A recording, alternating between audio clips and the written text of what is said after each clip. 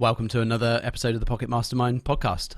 My guest today is the author of Honest to Greatness, an Inc. 5000 entrepreneur, TEDx speaker, and business coach who works with organizations to, in his words, help them overcome self-limiting bullshit and use radical honesty to achieve massive success. So here to talk to us all about honesty and how that links to our success, Peter Kozodoy, welcome to the Pocket Mastermind podcast. It's great to be here, David. And you nailed my last name. You got it right, which is not always the case. So nice job.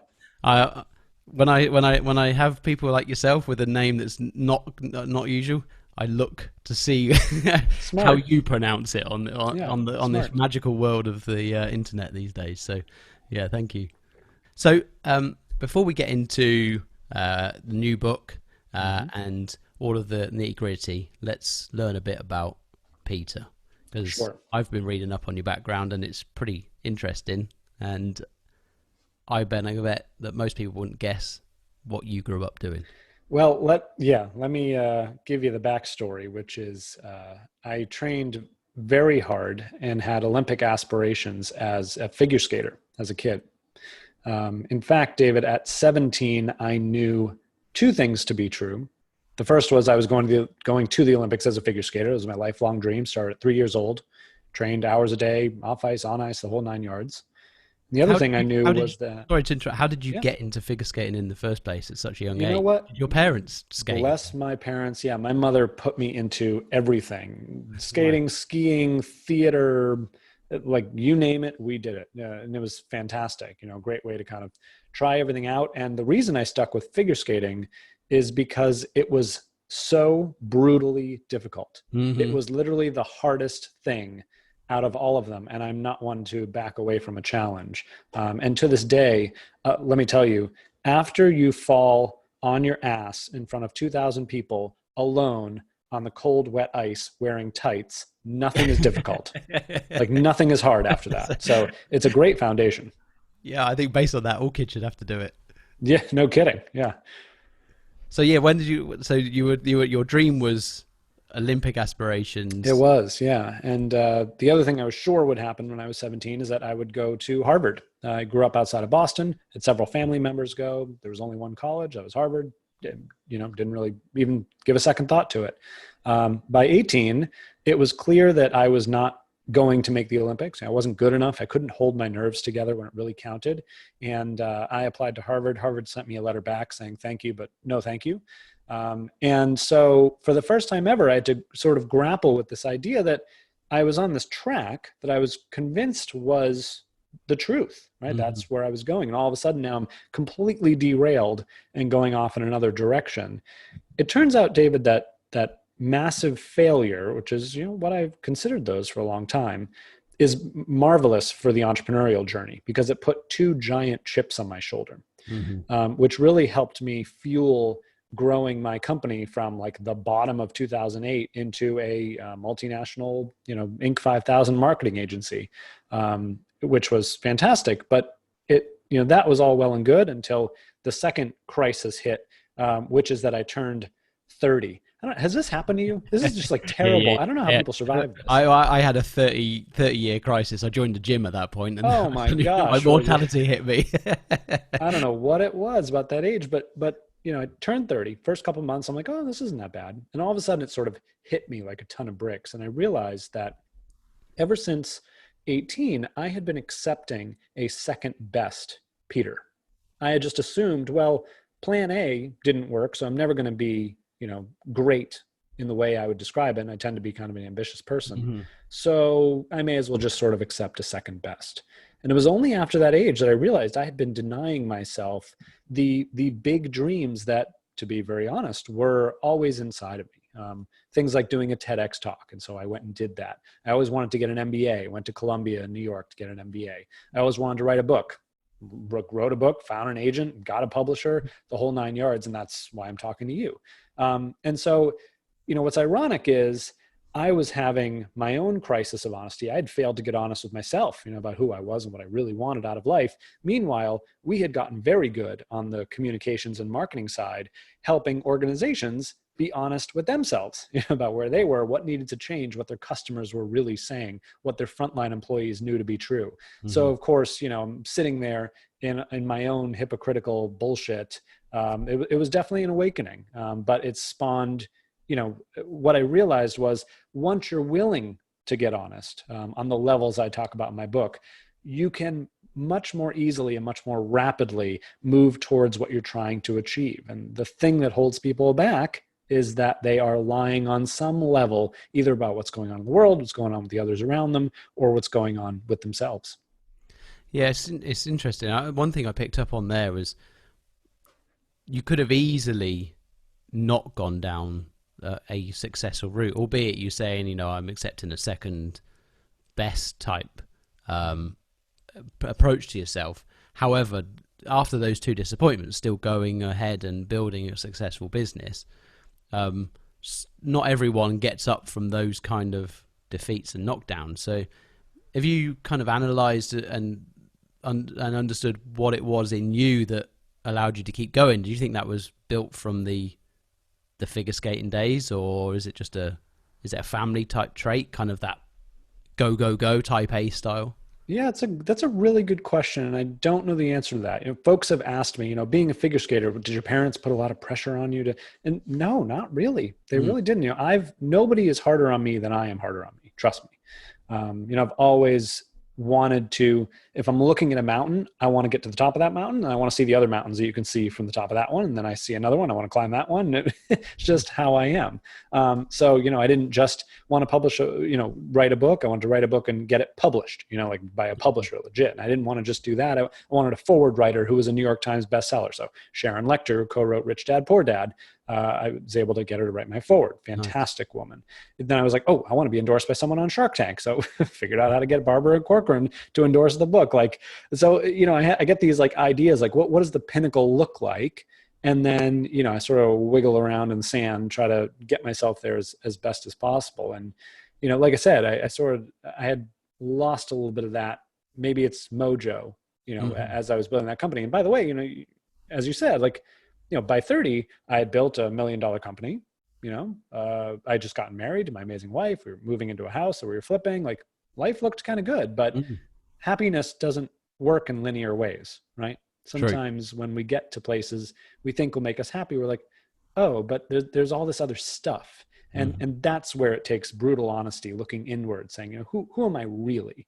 When I look to myself, I know I'm an author, David. I can tell you I am an author. I would have told you that before I wrote a book, right? It's in me, so did you feel that back at school? Yeah. Something I always liked writing. Yeah. I always loved writing. I've written a lot for Inc. and Forbes and a bunch of other spots. And yeah, it's just one of those things that I think folks get into trouble when they deny themselves who they really are and what they really want. And they sort of drift, been there. Right. And I think, perhaps for a lot of folks that's resonating. And so what I want everyone to understand is there are two questions to snap yourself out of that state. The first is that true? And how do I know? So imagine you say to yourself, well, I could never be, such and such, or never achieve that. I need all these other things, or I need time, or I need a different whatever. Is that true? How do you know? As soon as we begin to get honest about our assumptions, our biases, our ego, our self-limiting beliefs, only then can we start to realize that we put ourselves in the box. It's like the bees in the jar, right? We put bees in a jar and put the cap on, leave it for an hour, come back, take the cap off. Those bees won't fly away because they've been trained, right? They've trained themselves. So this is my zone. We do that as humans. Of course, we have no jar around us. We constructed ourselves. And so working with, startups to Fortune 500s and even Warren Buffett himself, I've become fascinated with how executive teams put themselves in a jar, of their own making, and then get stuck, unable to innovate, unable to dominate. And the root of that, David, really is getting honest on the levels that I talk about in my book. And I was going to ask you, really, how did you, actually hone in on that honesty as being the thing? Because there's lots of noise, isn't there? And it's kind of, how do you kind of cut through all that crap and then say, actually, this is where we're falling short? Well, the good thing about writing a book about honesty is that I get to be brutally honest. So I never set out to write about, speak about, or frankly, even care about honesty. It is a shock to me. I was the guy in high school voted most likely to continue being a jerk, right? Like for me to talk about honesty and openness and like willing to admit fault, and this is a surprise even to me. And so what happened is I wrote a marketing book. And I wrote a marketing book because I was frustrated by the different clients we had over the years, some of which would take our strategies, which were always taken from the frontline employees and from their customers directly. Like, this is what they're saying. And some of these clients of ours would take those strategies and just crush it, get a 5-6 times ROI in their spend with us. They stuck with us for years. Everyone's happy. Others would just blow up on the launch pad. They could not get out of their own way. It was just politics and infighting and bias and ego and bullshit. And I was like, this is crazy. These people are stupid. How did they get there? And of course, no executive who has risen to that point is stupid. That was my own stupidity, right? What I actually came to understand was that they were being dishonest, either about what was going on in the world around them and how trends were shifting, what the others around them were thinking, feeling, and saying. These are fellow executives, frontline staff, customers, of course. And then finally, they were failing to get honest with themselves, with their own biases and ego and self-limiting beliefs that were limiting the organization. They just couldn't see it. And so I submit the manuscript to my agent. My agent signs me, right? And he was like, great. Oh, by the way, Peter, this isn't a book about marketing. It's a book about honesty. And I was like, well, I picked the one agent who couldn't read, because clearly if you just read the cover, it says nothing but honesty. I don't know what the hell you're talking about. And so, of course, I took it back and was flipping through it. And I was like, damn, he's absolutely right. This is much bigger than just how we communicate, market, and sell. This is about how we construct our entire lives, our leadership style, our ability to create massive change in our lives where otherwise we might get stuck. It transcends management, culture, finance. I mean, I literally have chapters illustrating how honesty pervades each one of those things, and tell the stories of incredible companies that used honesty, not as a touchy-feely core value, but as a business strategy. Companies like the Ritz-Carlton, Domino's Pizza, Bridgewater Associates, Quicken Loans, literally used honesty as a tool to dominate their competitors and earn way more profits than the rest of their peers. It's crazy because we learned it at 4 years old, but honesty really does work. Yeah, and I've one person I've heard you talk about, and who I'm also particularly interested in, is Ray Dalio, and his radical honesty, and how Bridgewater's been built. That success has been among many a book, this thick as on principles, but one of the core ones being the radical honesty. And it's interesting how many organizations don't have that at the core of their operation.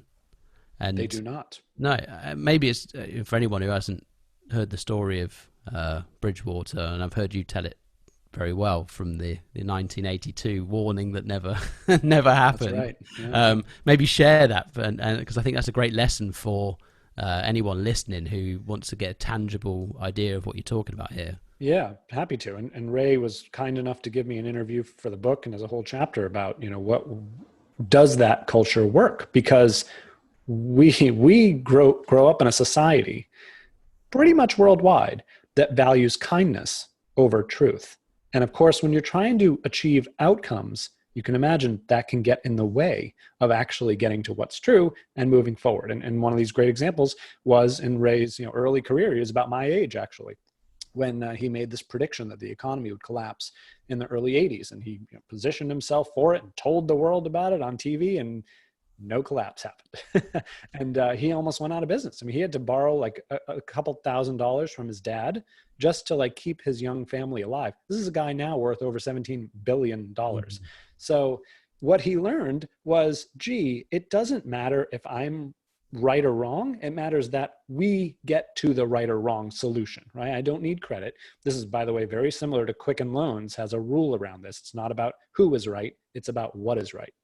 And Ray decided the only thing that matters is that I do not put myself in a position to be this wrong again. Mm-hmm. So what did he do? He surrounded himself with really smart people that he deemed to be even more intelligent than he was. And he said, you will be honest with me and each other at all times, so we never miss something while we're pursuing kindness or ego instead of what's actually true.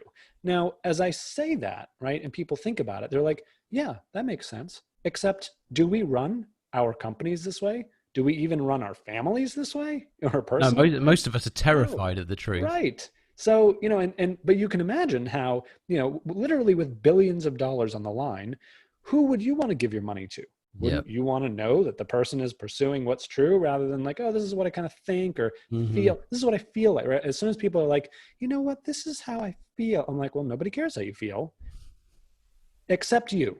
Okay. And if you want to wallow in feelings, that's totally fine. But I have a conflict resolution framework I call facts and feelings, which is this. If you're having any sort of issue with someone, right, you get together and you go over facts and then feelings in that order and independently. Because if you can write down the facts, fact, I sent you an email and you didn't respond. Okay, well, the feeling to that could be, you pissed me off, right? But let's just get the facts right first before we attach anything to it. Because we, mere humans, we love to put events and emotions together. Yes. And so you look at the coronavirus pandemic, right? I'm an entrepreneur. I coach a lot of entrepreneurs. And the natural thing is to be like, oh my gosh, this is a pandemic. I feel terrible about it and my company is going to die and all this stuff. Well, there are two things happening. There's a pandemic. That's true. Is your company going to die? Do you feel terrible about it? Do you like, those are all choices, right? And so, if we're going to use honesty to achieve outcomes, we need to begin to peel back that emotional, reptilian part of our brain that so often in a reactive state gets us into trouble and divides us, and just step back, take a deep breath, say, what's true here? Is that true? How do I know? You see a headline on TV about a grim milestone. Is that true? How do I know? My Aunt Betty's post on Facebook. Is that true? How do I know? This is just a basic way for us to step back and begin to use honesty as a tool to be better, more informed, more open-minded human beings. And how do organizations start to adopt it, right? Because does it start top down, bottom up? Yeah, great idea. Both, or it's a great question. And David, it really does, as you're mentioning, it really does depend on where you are. If you're at the top of an organization, you can just say, hey, turns out I was a lying sack of shit in ways that I didn't realize. And our company has hypocrisy here and there and everywhere. And we need to be much better at this. We are going to institute honesty. I have an entire workbook attached to the book that shows you how to do that. And I run workshops for CEOs to help them do this. It's not, I'm not going to say it's easier from the top down, but it's more simple. And the reason I don't want to use the word easier is because there are people in every organization that can't handle the truth, that will not operate that way. Every year at Bridgewater, 25% of their people leave. They can't take it. Okay. So a lot of times organizations that want to become as effective as a Quicken Loans or a Domino's Pizza or a Ritz-Carlton, they're going to need to change a lot of people. I think for the better, but that is going to take change. And also, as a leader of a big company or a small company, you can't say we're all going to be more honest and then let your biases and ego creep back in, because now you're even worse off than before when you were just pretending. Yeah. Right? So you really have to You shot yourself in the foot at that point. Exactly. Yeah. If you're going to do it, you got to do it. And by the way, when you do it, as I show in my book, you will dominate. I mean, it's incredibly effective. Now, if you're a frontline employee or a middle manager, by the way, frontline employees always know what's really going on. They know the truth often far more than the executives. You take a Domino's Pizza, right? Who has less in common with Domino's target market? This is like a 20-year-old that orders Domino's Pizza 3 times a week because they can't afford anything else. Who has less in common with that person than the executive who makes $20 million a year and lives in a 10,000 square foot mansion? Yeah, they couldn't be more dissimilar, right? So, and so this is why I say, like, in most companies, the frontline employees who interface with the customers, most often they have the answers. So the problem is, as a frontline employee, you just can't walk into the CEO's office and be like, hey, dummy, here are all the insights that we have. I need to shake you and make you, like, that's not going to happen, okay? But what can happen is a couple tools I talk about in the book. The first is don't go it alone. Form a coalition. One person with some crazy harebrained ideas is easy to ignore. 10 people across different departments, all working together to unearth what's true, is very effective and much harder to ignore. Okay, so assemble a coalition. Second, use data.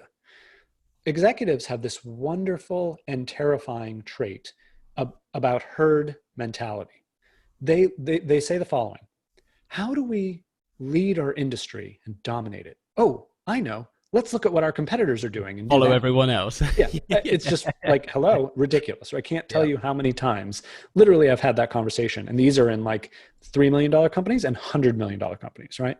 Oh, yeah, oh, well, what are they doing? Yeah, but I want to be a leader. What are they doing? Doesn't make any sense. Very dishonest way of thinking, right? However, if you're a frontline employee or middle manager, you can actually use that to your advantage. I call it selling downhill, feeding into the psychology that's already there by bringing data about what other companies are doing. And I give you lots of case studies in the book to come and say, hey, here's how this organization did this. Look at their outcomes. We can do that. There's an entire organization I talk about in the book called Just Capital. They rank companies based on their honesty and transparency and ESG traits and so on and so forth. And by the way, all of those companies that rank highly on their scale outperform their peers by 8% return on equity.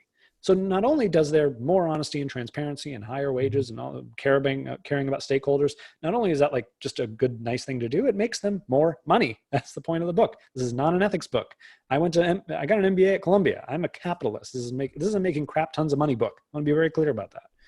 The way to do it, I am as surprised as anyone, David, to admit, is by using these honest strategies. So back to your original question, it does depend on where you are in an organization, but you can absolutely use this no matter where you are. It makes complete sense to me, because the number of organizations I've seen tripping over themselves, and one theory I have is it's somewhere, it seems to be around the middle of the organization where the biggest challenge seems to sit, where you've got the middle managers who have teams and responsibility for results, but senior level leaders directly above them, and there seems to be this fear of looking like they're not in control, not responsible, not handling things. And so what you see is an issue on the front line gets watered down, diluted until it gets to a decision maker who makes a decision based on the information that they have, and by then they've hit the iceberg. That's right. And that's the challenge I've seen over and over and over again. Like the frontline guys are saying, hey, we got this problem and I know how to fix it. And it gets so diluted that the people who actually can spend the money and fix the issue or do whatever it needs to orientate the organization never really know until they're sunk or something, the problem's got bigger. So how do we solve that? How do we give people it's confidence, isn't it? Somewhere. I don't know whether it's organizational or whether it's from growing up, whatever it is, but we need to give the tools to that middle area to have the confidence to, hey, we've got an issue, but here's the solution type approach. Yep. And you raise a lot of really great points about how honesty works, right? Honesty is not about adding stuff. It's an act of attrition. If you look at an organization like a diamond, right? You know how a diamond works. Light comes in from the top, bounces around the bottom, comes back up, right? That's what makes it shine. Except when there are what? Flaws, right? And this is what happens in the middle of organizations. They hit these gatekeepers, which should really be functioning as empowerment officers. And in the businesses I profile, it's exactly what they are. They're managers who aren't busy justifying their jobs. They're literally sitting there waiting for someone to come in and say, hey, we learned this new thing from a customer. It seems like a good idea. What do you think? And they sit back and say, oh, no, does that seem like a good idea? Yeah, that's about what we do. Okay, yeah. Why don't you go do it and see what happens and report back? Right? Yeah. Now, of course, managers are terrified to do that because it looks like they're not doing anything. But that's the new role that any manager or executive needs to take on. Listen and reflect. I call it the executive mirror. You don't have to know everything. You don't have to do everything. Just sit back and listen and reflect to the people below you who know what's going on. And by the way, not only can you sit back and do less, but also your people feel great because their ideas are being acted upon, right? They're not taking great ideas up to have someone shut them down and say, well, I'm not bringing you any more ideas. Like, what a terrible cultural thing, right? Now, imagine, David, if I introduce you to a company, and by the way, this is how Quicken Loans created Rocket Mortgage. They have all these rules in place, like one I told you about earlier. Mm-hmm. One of them is say yes before no. If it makes sense, they're going to say yes. When someone said, hey, why do we kill a tree every time we get a mortgage? Why can't we just do it on the phone? I mean, we all have a phone, right? Why don't we just do that? Quicken was like, oh, yeah. Yeah, I don't know if that would work, but why don't you go do it and bring it back to us and see what it looks like? Simple, right? And because they did that, they crushed Wells Fargo, Bank of America, all these massive publicly traded mortgage providers. Quicken Loans rocketed to the top because they were willing to say yes before no. They weren't busy in all the crap that you were pointing out happens. And we see it over and over again. And a lot of what I do coming into workshops of leaders is simply opening up those lines of communications like that diamond, making sure that the flow is working and that people understand that there's a new way to manage. And it really isn't management at all. It's sort of coaching, guiding, asking good questions, saying yes before no, having rules, having rules that we follow like Ray Dalio does to figure out what's true and then to move forward. Are there some kind of tangible processes, good practices type, almost cookie cutter type things you can lift and shift and would provide reasonably quick pivoting of a culture like that? Totally. So one of them is to create a culture code. Quicken Loans has their isms, and it literally is an operating manual for how employees should think, what they should value, and how they should act. Bridgewater has principles. You read them, right? They have big old book. Yeah. Right. Yeah. I mean, Domino's, I profile my own Columbia Business School. They all have a common thing in place, which is they have an agreed upon way that they're going to act, and they're going to hold themselves accountable to those rules. What's great about that is it takes away whim and ego and I think and I feel. It's no longer about that. It's like, well, these are the rules. We agreed to these rules. We're going to hold each other accountable to the rules. When somebody breaks the rules, it's the rules' fault. You're not a bad human being. You just obviously don't fit the rules. So we're sorry. We got to let you go. Becomes very simple and black and white and clear. Not like, well, I like David. David's cool, so I'm going to keep him. And not all the politics dissolve. Okay. And nobody in this day and age with glassdoor.com and the ability for you and I to go work on our laptop in Bali, there's no room for all the typical corporate crap and the micromanagement. That's no way to have a recruiting, schedule to get the best talent in the world. It's not going to happen. You have to let people do their own thing, nurture them, guide them, ask them good questions, let them do their thing and be their own leaders. That is the way it's going, whether big companies like it or not. It's almost like we're still operating a factory type mentality, right? We've got the frontline guys, just go in, do your job. But Peter Drucker wrote about this donkeys years ago, that the knowledge worker is a completely different environment. And you'd have thought in the however long it was, 40, 50 years ago since he wrote The Effective Executive, we might have evolved by now. We haven't. But for some reason we haven't. And what do you see being the evolution from this point on? Do you think that we'll start to see, particularly now we've post-COVID, do you think you start to see these big organizations actually change in shape and size? I really do. The way they operate? I do, because you think about like 50 years ago, right? We didn't really know what it was like to go work inside of like IBM, right? But we do now.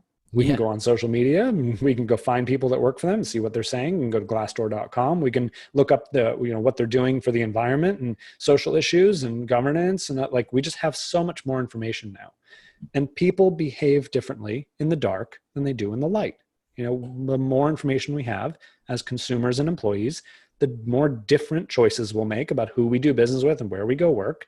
And so I think we'll see a shift, because companies have to shift if they want to keep up and attract the best talent and make sure they remain innovative and so on and so forth. I think in many ways we're forcing the hand. And that's the whole premise of the book, is that in a world where everyone has a smartphone, where everyone's recording something somewhere, there's no incentive anymore to do anything but be honest and transparent. But right now, there's still an opportunity for companies to be first, to pursue these strategies now and still be the leaders, rather than be forced to catch up in 5, 10, however many years it takes. And I guess one of the challenges we're up against, we live in this bizarre time where politicians globally are far from honest. Yeah, unfortunately. That kind of then filters its way down. Like, there's kids are watching that stuff, and it's the normal way to behave, right? And you watch shows like The Apprentice, and it's like do each other over and not be honest about stuff. Mm-hmm. It's like, how are we going to push this forward? Is there stuff that we can implement at a school level that we could, start to breed that honesty from an earlier age, rather than trying to retrofit it onto everybody once they've got these bad habits ingrained? Well, to your point about politicians, and obviously, we're in the middle of the pandemic this year. We're in the middle of, racial injustice, gender bias, all these massive issues, right? We can see the outcome of leaders who are not honest. We're living in it. Is this good? Like, is this what good looks like? I would argue not, right? Mm-hmm. So there are two avenues ahead of us. Either we think that we will continue to go down the road of, I'm going to rent a Ferrari to make it look like I own it on Instagram, right? And we're just going to lie to everybody about everything. Or we're all going to wake up and realize that the outcomes that are being produced by that aren't so good. And maybe we need to elect some different folks, follow different leaders, be more honest, right? I can't tell you with certainty which one it's going to be, because we human beings love to cling to our emotions. Like I said earlier, we love to be led astray. We love herd mentality. We're wired for it, sadly. I can tell you, I hope it's the latter, that we wake up and we realize that, hey, this isn't working. And one of the things I did purposely, David, is write the book in case study format so that colleges, universities, ethics programs, business programs, entrepreneurship programs can make sure this book gets to people before they enter the workforce, so they can understand, oh, this is good, right? We should do this from a morality standpoint, but also it can help me make a lot of money and succeed in life, right? Which to me, it needs both, right? Again, not an ethics book. It is a business outcomes book. Sounds really good. I'm looking forward to getting my hands on a copy for sure. I also look at your website and I see the 21 questions quiz.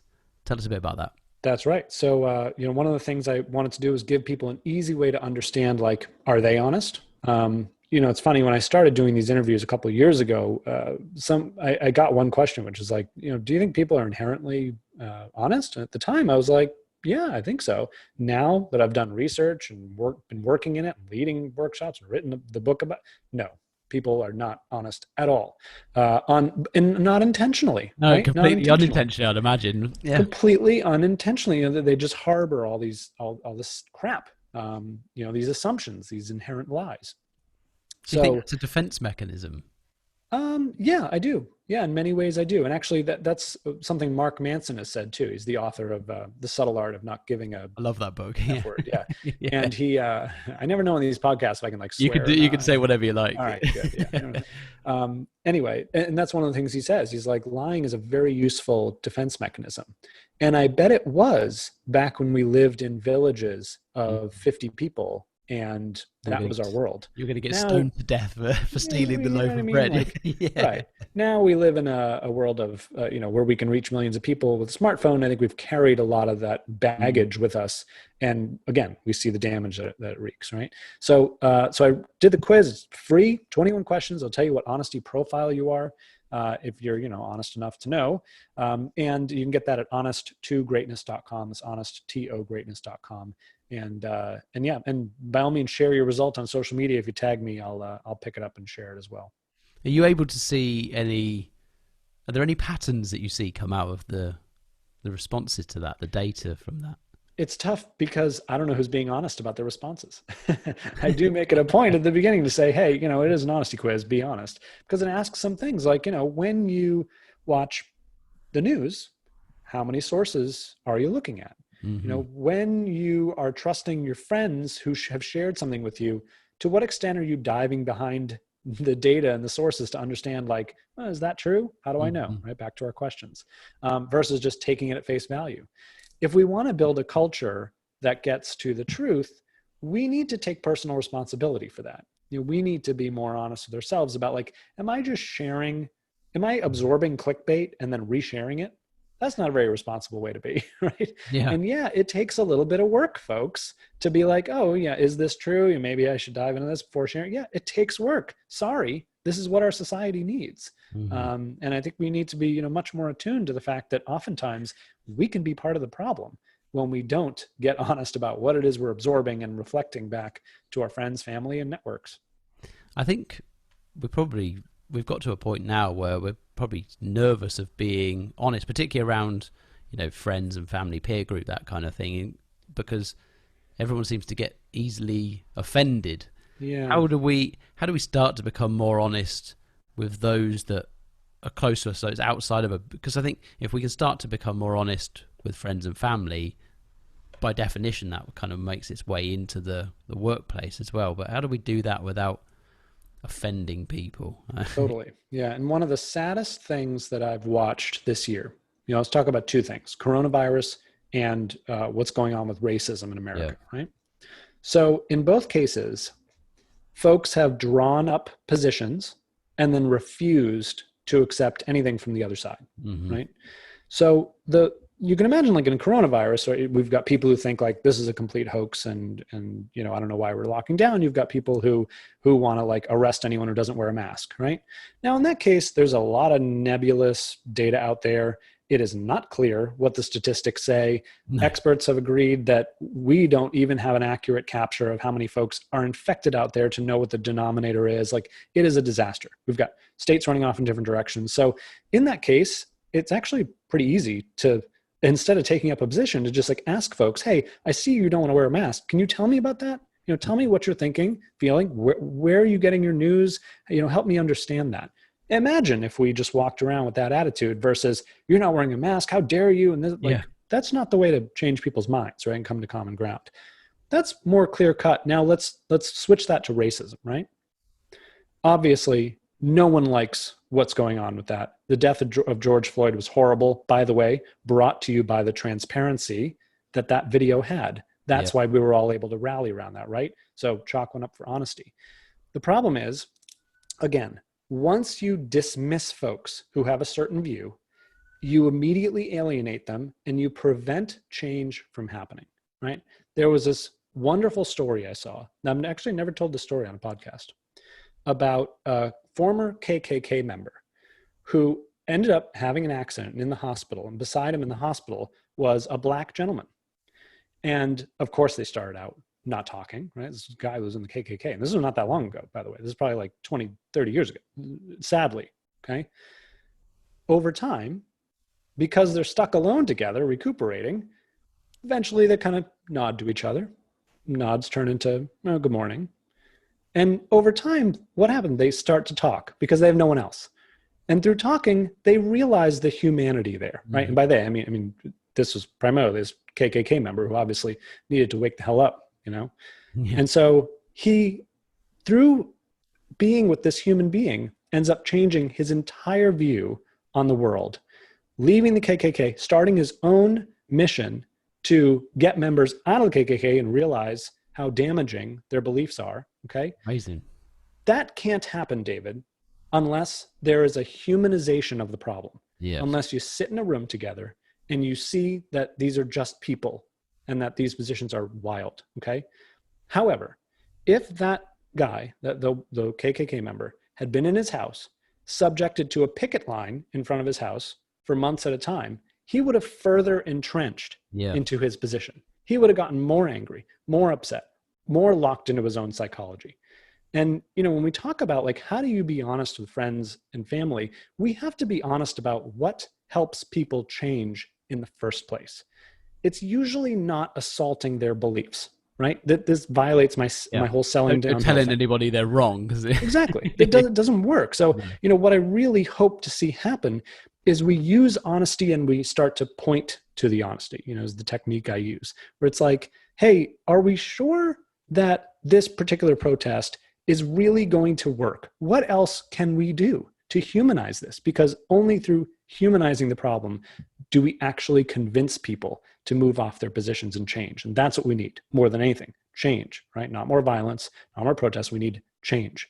And so you can do this interpersonally with anyone by simply saying, I need to be honest with you.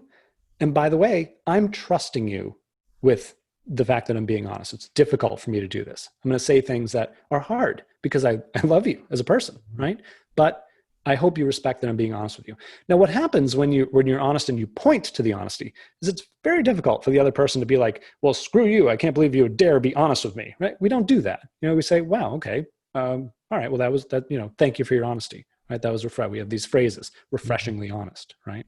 So we're wired, just it as itself is nuts, right? Refreshingly honest. Exactly. So, right. Why do we have that? Why do we need that Exactly. phrase, right? That's a problem in and of Yeah. itself. But, we have these innate psychological tendencies that we need to be honest about and then learn to capitalize on. And one of those things is, pointing out that we're being honest. And oftentimes that can build a bridge and disarm people. And I think we need to do a much better job in this country and the world de-escalating the situation rather than, more escalation. It's just not helpful. Yeah, it's tough, as in particular.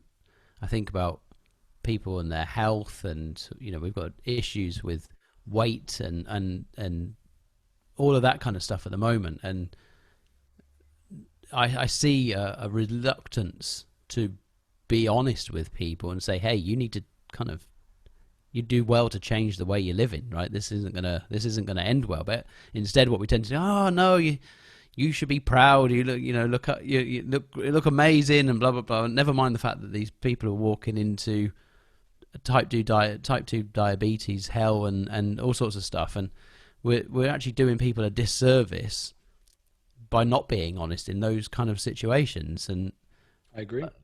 I just see it's quite challenging to overcome for most people, I think. Yeah, I totally agree.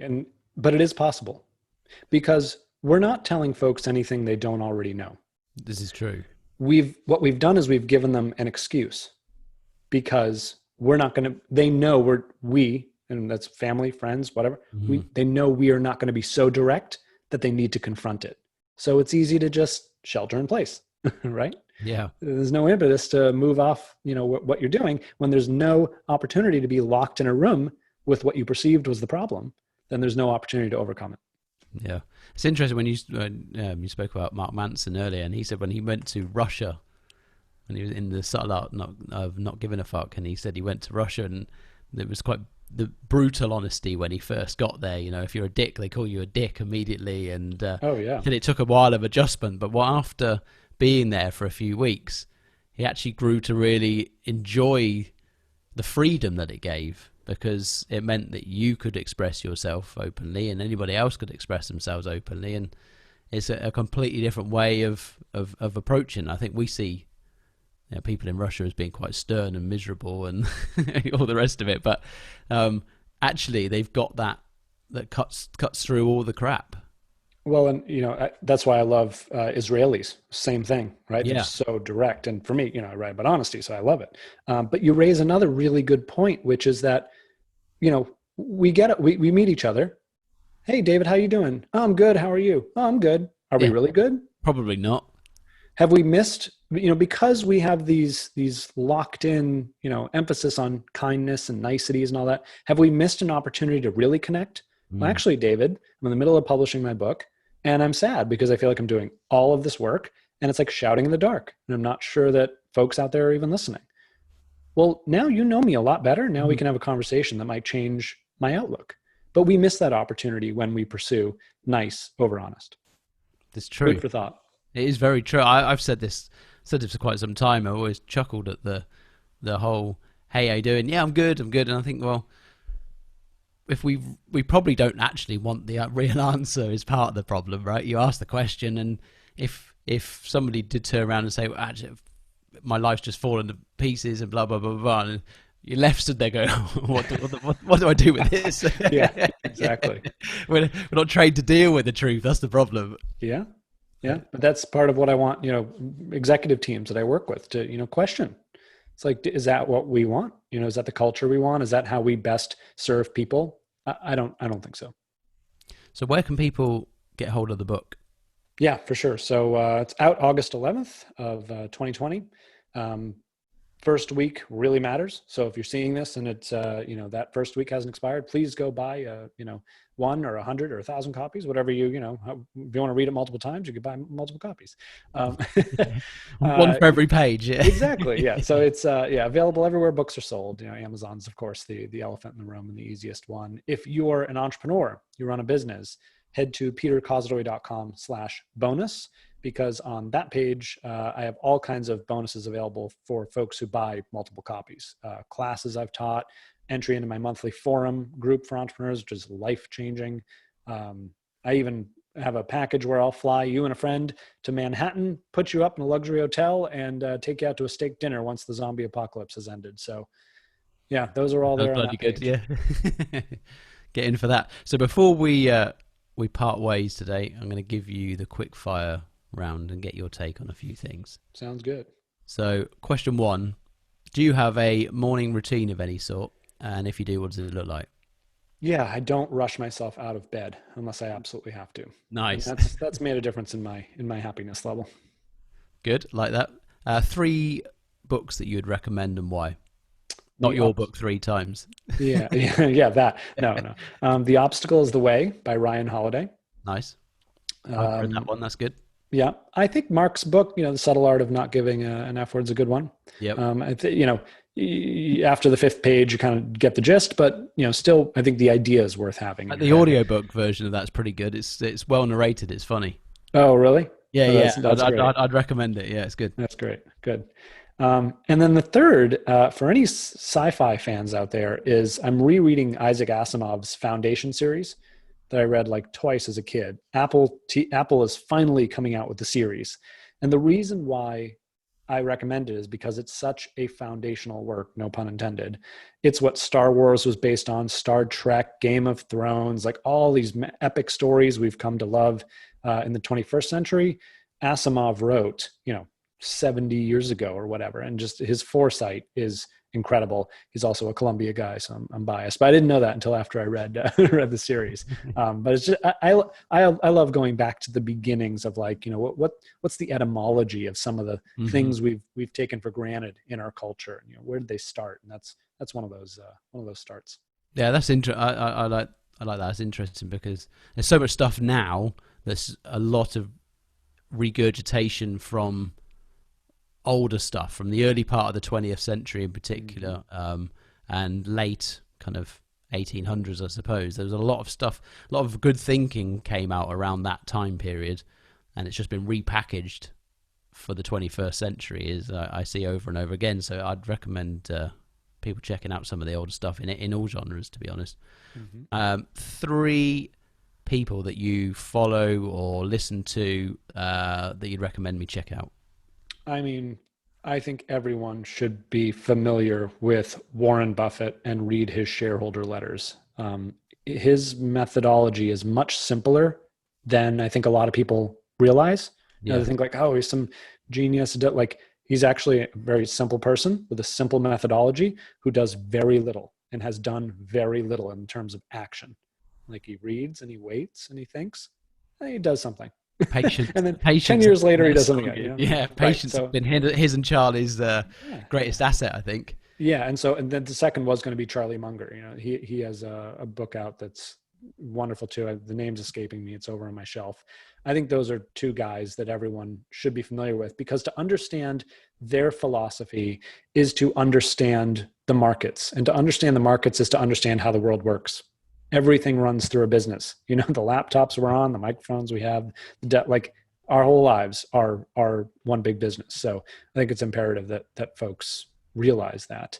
I don't really have a strong third. I'm not a big I'm not a big fan kind of person. Like, I don't idolize people all that well. Maybe that's a fault of mine, but they put their pants on like everyone else. So I think that's good. Impressed. I think maybe Ray Dalio could probably fit into that list somewhere on the line. Yeah. He's got some smart things to say. 3 good habits or disciplines that you've adopted over the years that have helped you in life, business, whatever. Yeah, I think the number 1, maybe numbers 2 and 3, is just systems thinking. Everything I do, like literally everything, David, from my task list on my email to doing dishes. I think about it in terms of a system. What is the most efficient way to get this task done? Can I delegate it? Do I have to do it at all? What is this important and urgent to what I'm really trying to do? And I'm always looking at my activities through that lens.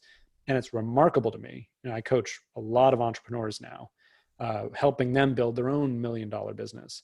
It's remarkable to me how much stuff they're doing that has absolutely zero meaning or bearing on what their real ultimate goal is.